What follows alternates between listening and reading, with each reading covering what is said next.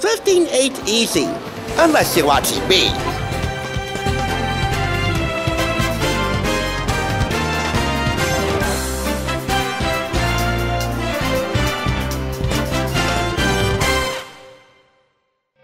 Voices in my head, they counsel me, they understand, they talk to me. Welcome back. You're watching the Thrift Store Rundown, where we bring Hollywood home on a budget. Today we're out to prove that voices can be your friends. The voices that you recognize but don't really know that much, and the voices that you know all too well. I believe in this next application you're getting a little bit of both. When you get up in the morning to do your daily routine, if TV's not the first place you go to, or YouTube, then it's gotta be radio. If I was to wake up to radio, then it's gotta be 10-10 wins. 22 minutes giving you the world. I grew up on that stuff. Yet for many people, especially around here in the tri-state area, they got their pick of the litter. Whether it be Power 105 The Breakfast Club, or Cubby and Christine on 106.7 Light FM.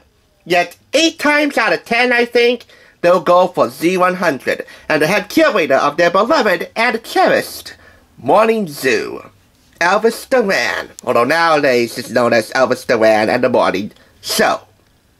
Regardless, as a former 8-year-old boy growing up in the small town of McKinney, Texas, I don't think even he in his wildest dreams would have ever imagined just broadcasting for an audience of swimming fish in his aquarium in his bedroom and a riddled elderly neighbor next door, all the way to broadcasting from the top of the Empire State Building in one of the greatest cities on earth, New York, for 10 million listeners in syndication.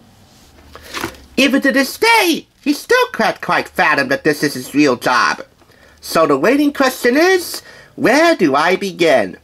Well, I believe the best place to begin is his New York Times best-selling autobiography, with stories he sort of remembers from a life lived out loud.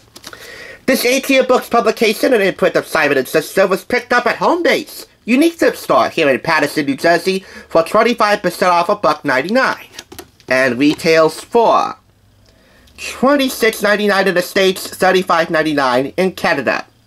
Elvis Duran, host of one of the nation's top morning shows and the voice millions wake up to, shares his wildest stories and hardest learned lessons, all with his trademark heart, honesty, and plenty of humor.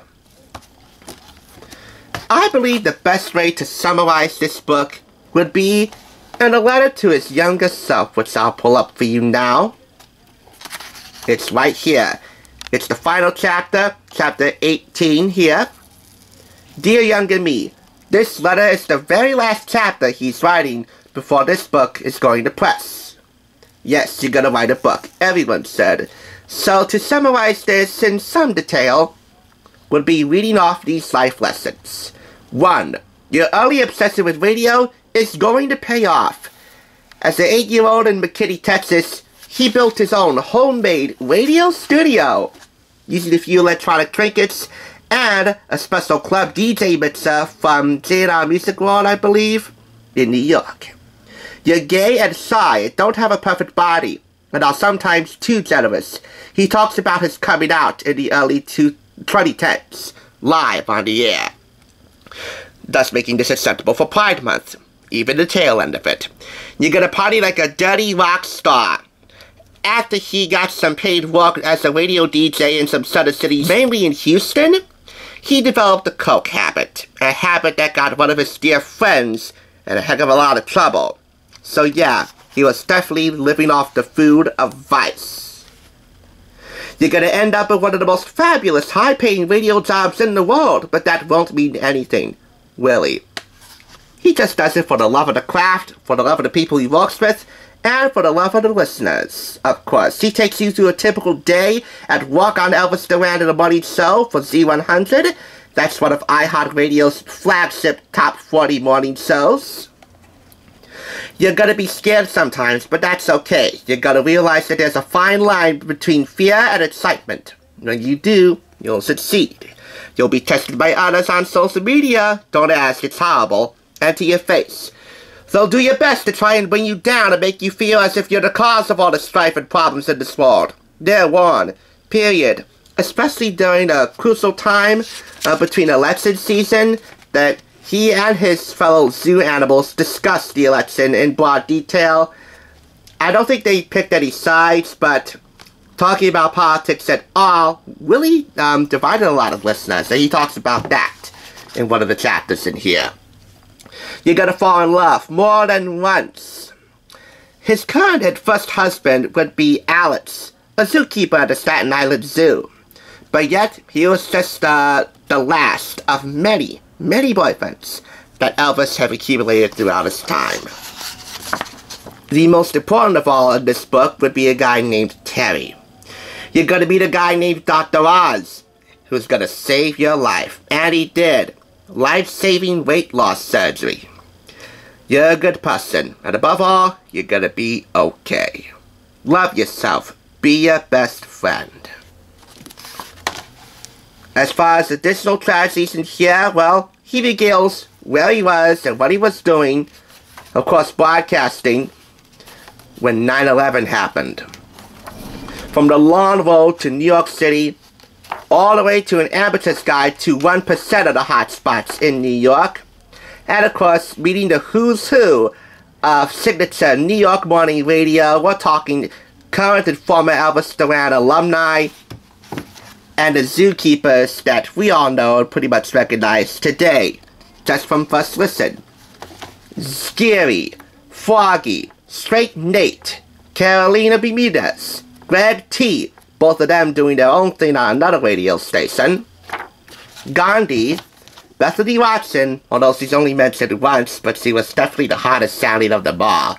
I was listening to Elvis Duran in the morning show, not by choice, but just walking on the school bus and riding to school, International High School, listening to her, and of course the entire morning show clan. She also did good headlines for the website. Elvis, of course, and Elvis's sister, his work sister, who stood by him throughout over 25 years, Danielle Monero.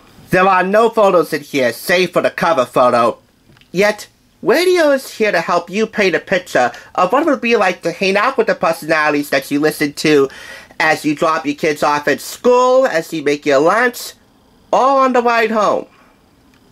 I believe you and me, in the late 90s, when Z100 new programming chief Tom Pullman demoted, as Elvis initially thought of, him from the evening slot to the morning slot, he did him, and really all of New York, and maybe the whole country, a big favor, because he spared the helm of mornings for many New Yorkers, and many people across this country, throughout over a quarter of a century.